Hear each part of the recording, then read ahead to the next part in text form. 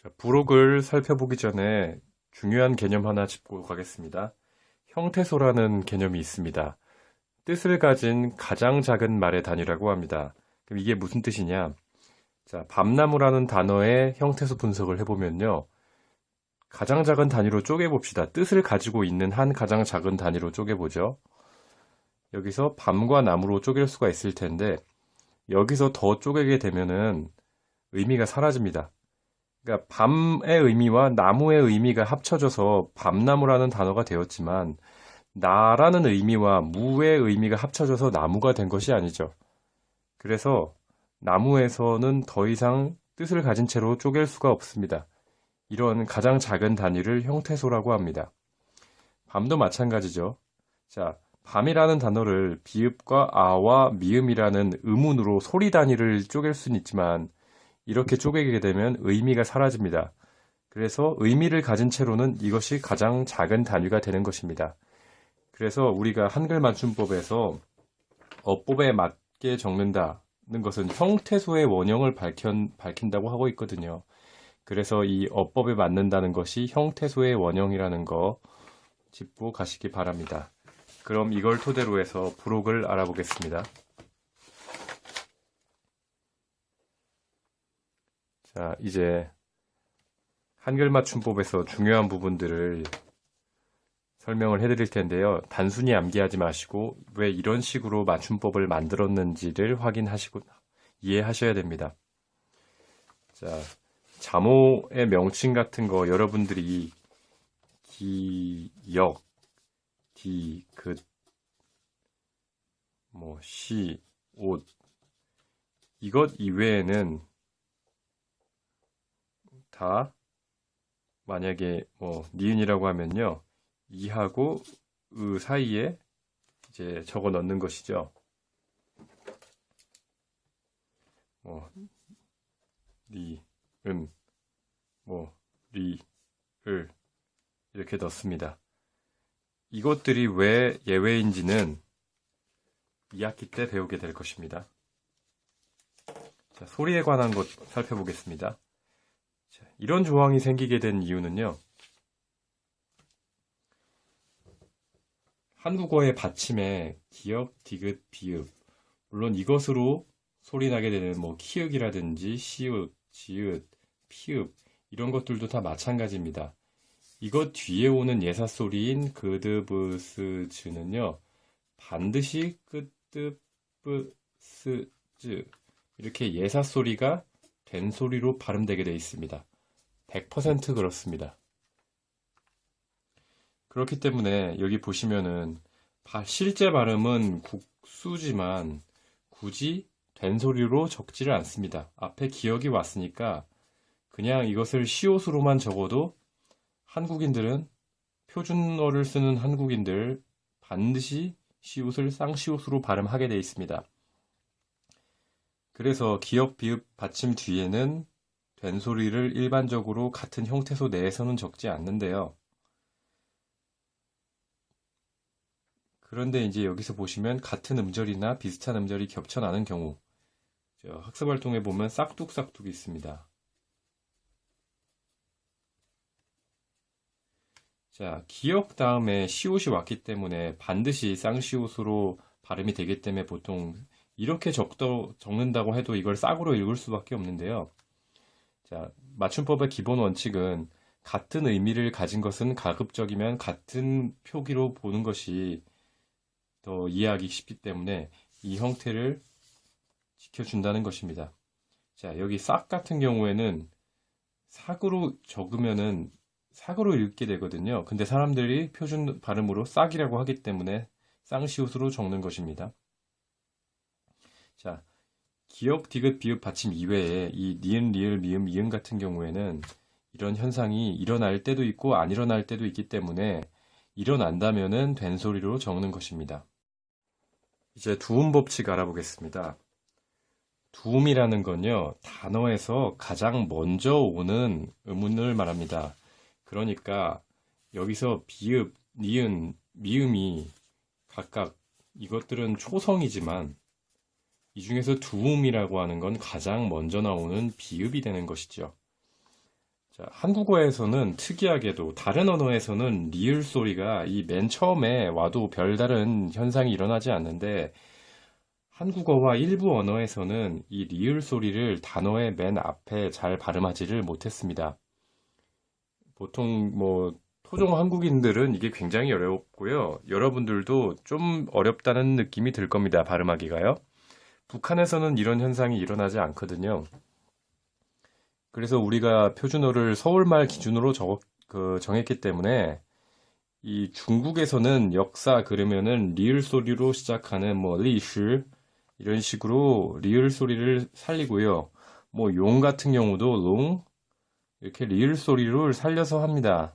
근데 한국인들은 이 리을 소리가 단어의 중간에 오면은 그 단어의 중간에 오게 되면은 발음하기가 어렵지가 않은데 그런 예가 계량, 선량, 수력 이런 예들이죠.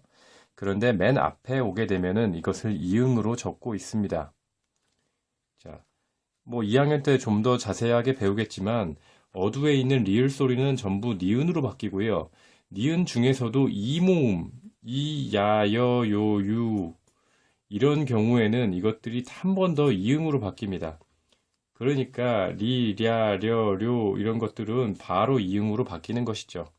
과정으로 보면 니은으로 바뀌었다, 이응으로 바뀐다라고 보는 것이 더 정확한데 일단 여기서는 리을만 나와 있습니다. 자, 그 중에서도 예외적인 현상이 있는데요. 예를 들어 비율, 이 율은 원래 률인데 이게 비와 함께 올 경우에 사람들이 비률로 발음하지 않고 이런 경우에도 만약에 선률 이렇게 되면 이게 마치 설률과 같이 발음이 돼야 될 텐데 이건 여러분 예전에 배웠던 신라와 마찬가지죠. 신라, 새롭다는 어떤 의미를 가지고 있어서 신인데 이게 리을 앞에 왔기 때문에 리을로 바뀌는 현상이 있습니다. 근데 이럴 때는 그런 현상이 일어나지가 않거든요. 그래서 이 리을을 대신에 이응으로 적어서 사람들의 실제 발음이 선율에서 이제 서률로 된다는 것을 반영한 것입니다. 자, 두 번째 이제 어간과 어미 같은 경우는 아까 교과서 본문에도 살펴봤듯이요. 이렇게 어간과 어미를 구별해서 씀으로 인해서 이 단어의 의미를 좀 더 쉽게 파악할 수가 있는 것이죠. 예를 들어 울어 같은 경우도 여러분이 중세국어 고전문학 자료 보시면 우러 이런 식으로 되어 있습니다. 울어보다는 울어라고 쓰는 것이 단어의 의미를 파악하기가 쉽겠죠. 자, 근데 여기서 중요한 원칙이 이런 울다라는 의미가 울어에는 유지가 되고 있는데 이런 의미가 특별하게 유지되어 있지 않고 의미가 좀 멀어졌다 싶은 것들은 밝혀 적지가 않습니다. 자, 앞에서 본문에서 확인했던 것들 계속 복습하시는 건데요. 여러 번 반복해야지 복습이 되죠. 그래서 기억에 잘 남고. 자, 예를 들면 돌아가다는 돌다의 의미가 충분히 남아 있잖아요. 여기서 유래됐다는 거 알 수가 있는데 드러나다, 사라지다, 쓰러지다 같은 경우에는 들다, 살다, 쓸다의 의미가 뚜렷하게 남아있지 않거든요. 멀어졌습니다. 그렇기 때문에 이런 경우에는 이것을 들어나다 이렇게 적지 않고 그냥 들어라고 적게 되는 것입니다. 자, 여기 붙임 이를 볼게요. 종교령에서 사용되는 오는 요로 소리 나는 경우가 있습니다. 앞에 이가 있으면 이 다음에 바로 오가 연결되면 요처럼 소리가 나죠. 이의 영향으로요. 그런데 이것들은 원래 오였습니다. 그럼 요의 역할은 무엇인가? 요는요, 반말에 붙어서 존댓말로 바꿔주는 기능을 합니다. 그러니까 요를 빼더라도 문법적으로 대부분은 성립이 됩니다. 걔가 밥을 먹었어 하면은 이것이 반말로 문장이 성립이 되는데 여기다 걔가요, 밥을요, 먹었어요 하면은 이것이 존댓말이 되거든요. 자, 근데 이런 걸 보시면 이것은 책 2까지 하면은 문장이 성립이 되지 않습니다. 그래서 이럴 때는 어미로서 하오체의 좀 예스러운 어미죠. 사극에서 많이 볼 수 있기 때문에 여러분들은 현실에서 그다지 오를 접할 일이 많지 않습니다. 굳이 접한다면 십시오 같이 이 좀 존댓말을 쓸 때 쓸 수가 있는 것이죠. 여기서 오를 제외하면은 이것이 십시까지 하면은 그 문장에서 쓸 수가 없습니다. 그러니까 여기에 있는 오는 반말을 존댓말로 만들어주는 요가 아니라 그 문장을 마무리해주는 그 하오체의 오입니다. 다른 말로 하면 물어봤을 때 아니? 라고 대답하면은 이것이 반말로서 성립이 되죠. 근데 아니요 하면은 존댓말이 되니까 아니요는 그 요로 쓸 수가 있는데 문장 속에서요. 뭐 내가 범인이 아니요. 이럴 경우에는 오를 쓰는 것입니다. 그러니까 네? 아니요? 할 때는 네? 대신에 아니요 대신에 아니 쓸 수 있으니까 요로 쓰고요. 이럴 경우에는 오가 됩니다. 잘 이해가 안 되면 앞으로 되감기에서 다시 한번 보시고요. 그래도 이해 안 되시면 댓글 달거나 저한테 찾아와서 질문하셔도 됩니다. 뭐 온라인 가나다 같은데 검색해 보시면 이런 질문들이 많이 있습니다. 자, 다음으로 전미사가 붙어서 된 말인데 꽤 복잡해 보이지만 원리는 몇 가지 간단합니다. 살펴보겠습니다. 자, 어간에 이나 음이 붙어서 명사로 된 것. 뭐 다 마찬가지인데 원래 길다, 뭐 걷다, 묵다 이러는 용언이 있었는데 다 대신에 이를 붙여서 품사가 바뀐 것이죠. 자, 이럴 때 이나 같은 경우는 굉장히 여러 가지로 여러 단어에 쓸 수가 있기 때문에 그리고 이걸 뭐 리 이런 식으로 적는 것보다 의미 파악하기가 쉽죠. 그래서 이럴 때는 어간의 원형을 밝혀 적어 주었는데요. 그런데 굳이 원형을 밝힐 필요가 없는 경우, 뜻과 멀어진 경우에는 밝혀 적지 않습니다. 예를 들면은 이 노름 같은 경우에도 원래 놀다에서 나온 말이겠죠. 놀 때 도박을 하니까요. 근데 이것이 도박이라는 특수한 의미가 생겼기 때문에 노름이라고 적고요. 여러분 놀 때 많이 하는 것이 노래를 부르지 않습니까? 노래 같은 경우도 마찬가지 경우가 되겠죠. 노래도 놀다에서 유래가 됐을 것이나 단순히 노는 것이 아니라 뜻이 멀어졌기 때문에 노래라고 적습니다. 놀애로 적지 않는단 말이죠. 자, 이나 이외의 모음으로 시작되는 전미사가 있습니다. 예를 들면 이것도 귀먹다에서 온 말이겠죠. 귀먹다에서 다 대신에 어리가 붙었을 것인데 이것이 그리 흔한 전미사가 아니기 때문에 그냥 이어서 씁니다. 까마귀도 까마타에서 왔겠고 넘다, 막다, 뭐 묻다에서 온 말이겠죠. 뭐 이거 거뭇거뭇 역시 검다, 넘다, 붓다, 뭐 비롯되다. 자, 비롯되다에서 뭐 비롯하다 에서 여기에 오가 붙었을 것입니다. 그래서 비로소가 됐겠죠. 이게 양성모음이기 때문에 보통 오가 붙죠. 자, 여기 보시면 조사로 바뀌어 뜻이 달라진 것이 있는데 조사로 바뀌었다는 것은 실질적인 의미가 거의 문법적인 의미로 바뀌었다는 것입니다. 그러니까 이것도 남다나 붙다, 줬다에서 왔을 것인데 문법적인 의미로 바뀌어서 그 조사로 쓰이게 된 단어들이죠. 그러니까 굳이 이것을 남다라고 해서 이걸 밝혀서 뭐 남아라고 적지 않는다는 말입니다. 자, 여기서 이어져서 23항 같은 경우에 하다나 거리다가 붙는 어근이라고 하는데요. 예를 들면 꿀꿀하다, 눈 깜짝하다, 쌕쌕하다, 오뚝하다, 뭐 거리다도 붙일 수가 있는데 이런 어근에는 이가 붙어서 명사가 됐으니까 이는 굉장히 많이 쓰이는 접사잖아요. 그러니까 이런 경우 명사가 된 것들 원형을 밝히는데 하다나 거리다가 붙을 수 없는 것에는 예를 들면 두드럭하다, 뭐 맴맴하다, 맴맴거리다 이런 것들은 그 표준어에서 잘 쓰지가 않기 때문에 표준어로 인정하지 않고 이런 것들은 굳이 원형을 밝혀 적지 않는다는 겁니다. 여러분 중에 뭐 개굴거리다, 개굴하다 뭐 이렇게 뭐 쓰시는 분들 있을 수 있는데 그거는 1988년 당시에 뭐 서울 사람들이 현대 서울 사람들이 두루 쓰지 않았다고 본 것이죠. 자, 다음 이제 준말로 넘어가겠습니다. 이 보이어 같은 경우는요. 이가 앞으로 붙으면은 배어가 되고 이가 뒤로 붙으면 보여가 된다는 것이죠. 그러니까 이가 앞으로도 축약될 수 있고 뭐 이제 음절 기준으로 봤을 때 두 개가 합쳐져서 뒤로도 될 수가 있습니다. 자, 사시팡, 간편하게 뭐 이런 것들이 있는데요. 자, 간편.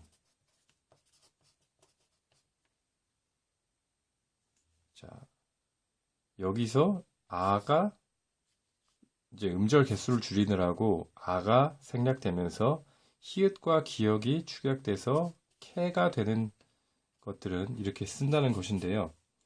그런데 이 앞에 것이 기역, 디귿, 비읍으로 끝날 경우에는 이것이 반드시 된 소리가 되죠. 그렇기 때문에 생각건대 같은 경우에는 생각하고 뒤에 있는 기역이 건대 이렇게 발음이 됩니다. 자, 반드시 된 소리로 발음이 되기 때문에 이것들은 그냥 예사소리로 적는다는 것입니다. 자, 이제 띄어쓰기 보겠습니다. 자, 띄어쓰기는 조사를 앞말에 붙여 쓰고요. 근데 의존명사는 띄어쓴다. 그래서 아는 것. 여기서 의존명사라는 개념은요, 다른 명사로 대체할 수가 있다는 겁니다. 예를 들면 할 수가 있다 하면은 예를 들면 이 수 대신에 뭐 할 가능성이 있다, 할 방법이 있다 이런 다른 단어로 교체할 수가 있잖아요. 그래서 문법을 볼 때는 여러분들이 다른 말로 교체해보고 뭐 다른 말과 합쳐보고 그게 가능한지를 이리저리 따져보면은 웬만한 문제들을 다 풀 수가 있습니다. 자, 단위를 나타내는 명사는 띄어써서 숫자를 나타내는 부분과 단위를 나타내는 부분을 구별해 주는 것이고요. 자, 순서를 나타내는 경우 2시 이런 경우나 이렇게 아라비아 숫자로 있으면은 눈에 잘 띄잖아요. 이럴 때는 붙여 쓸 수 있다.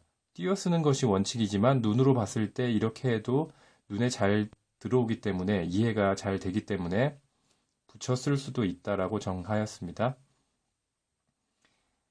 자, 보조용언의 경우인데 보조용언의 개념을 여러분들 좀 확인하셔야 되는데요. 예를 들면 깨먹다 라고 하면요. 이것이 호두 같은 경우에는 호두를 깨다, 호두를 먹다 이 두 개의 문장이 합쳐진 것이라서 반드시 띄어 쓰게 하고 있는데 만약에 유리라고 한다면요. 이것이 먹는다는 실질적인 의미가 아니죠. 이 먹다의 의미는 그냥 깨다가 일이 발생했는데 뭐 그게 별로 마음에 들지 않는다. 일 저질렀다. 그런 의미, 문법적인 의미만 덧붙이고 있습니다. 이렇게 앞에 있는 용언의 의미를 보조하는 용언을 보조용언이라고 하는 겁니다. 이럴 때는 띄어쓰을 원칙으로 하지만 붙여 써도 된다라고 하는 것이거든요. 자, 그런데 이제 이게 앞에 조사가 붙거나 그 합성동사가 와서 많이 길어지면 띄어써야지 좀 눈에 잘 띄잖아요. 그래서 띄어쓰기라는 거는 눈으로 봐서 파악하기 쉬운 것을 띄어쓰는 것입니다. 눈으로 봐서 파악하기 쉽도록요. 자, 예를 들면 뭐 깨 대신에 다른 단어를 넣어보죠. 만약에 따먹다, 뭐 알까기를 해서 바둑알, 따먹다고 하면은 이것은 특별한 의미로 되기 때문에 국어사전 찾아보시면은 이것이 하나의 단어로 합성 용언이 되었다는 걸 알 수 있습니다. 이럴 때는 붙이는 것이고요. 여러분이 그 평소에 쓰는 말들 항상 사전에서 찾는 습관을 들이시면은 그것이 오랫동안 쌓이면은 국어 실력이 오르는 거거든요. 여러분이 뭐 문제만 많이 푼다고 국어 성적이 쑥쑥 오르는 것이 아니라 기본 개념들이 충실할 때 문제 푸는 연습을 하는 것이 효과가 있는 것입니다. 자, 이런 거는 합성 용언이 되었기 때문에 한 개의 단어로 봅니다. 그 다음에 그 밖의 것, 여러분들이 많이 헷갈리는 이와 희가 있습니다.